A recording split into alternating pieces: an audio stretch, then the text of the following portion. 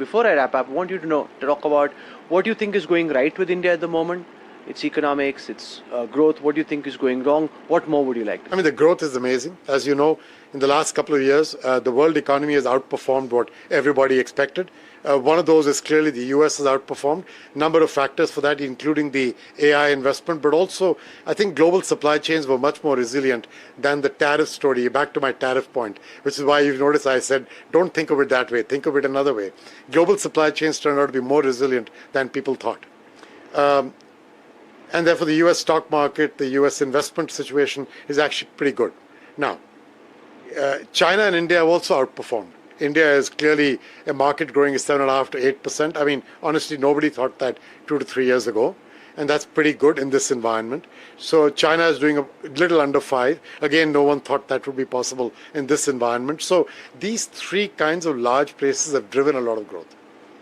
However, there is also another aspect, which is that in a number of economies post-COVID, in the emerging markets, almost a fourth of them are today at 10% below the per capita GDP of pre-COVID.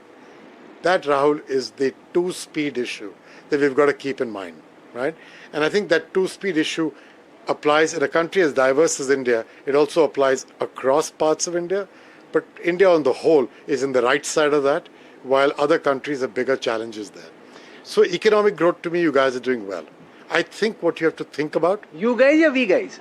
Yeah, I'm now an American citizen of Indian origin. Dil to aapka kahan pe hai? Dil to yahi hai in many places. I have multiple dils. Now I'm a global multilateralist. So everybody asks me, tera dil kahan hai? And I say, jam hai, wahan pe dil lo. Aaj dil Switzerland mein hai. Kal dil Bhubaneswar mein hoga. You know, that kind of thing. So I think you've done very well, all the jokes aside.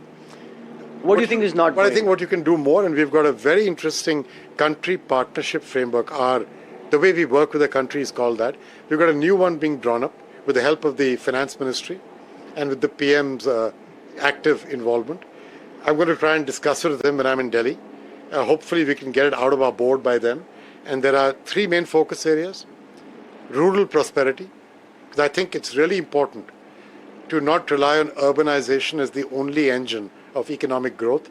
I think getting small farmers in India to be proud of who they are and get them a chance to get access to productivity and scale through the cooperative system.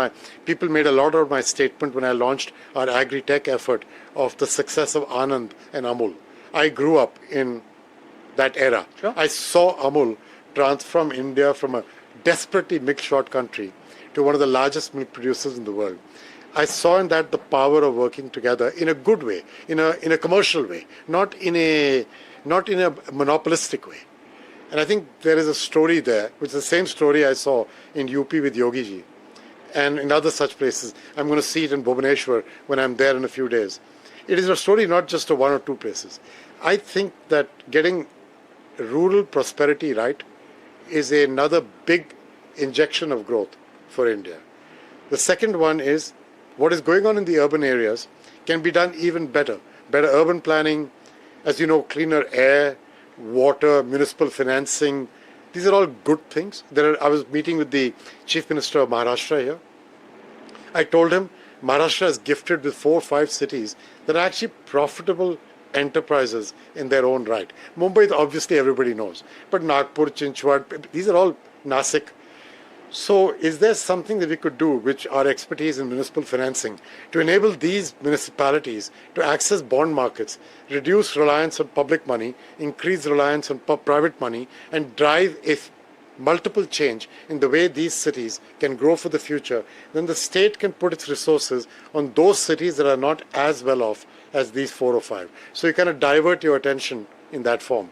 So to me, urban regeneration done the right way is another good opportunity. What you've done is fantastic. What you could do is the next leg. And the third one is focusing on this whole engine of job creation. That's the demographics I was talking about. India is producing 10, 12, 14 million young people every year. Some of them are getting formal employment. Some of them are going back into informal employment. Others are becoming gig workers. Others are going back to their farms to work. It's good. But I'm trying to figure out, is there a way to do more with this? And in our jobs panel, which is chaired by the president of Singapore, Tharman, number of CEOs, Chandra is a participant. So we've got a whole active participation there. We know that there are 5 sectors which could be very interesting, all of which apply to India. Infrastructure, its construction, but then what it enables. You guys are doing an amazing job on roads, ports, and so on. Digitization, DPI, so power, there's more to do.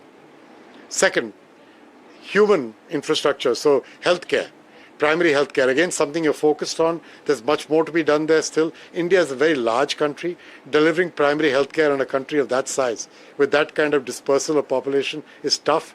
We have committed to do $9 billion a year, plus another $5 billion of private mobilization in public primary healthcare over the coming years. I think we can be helpful.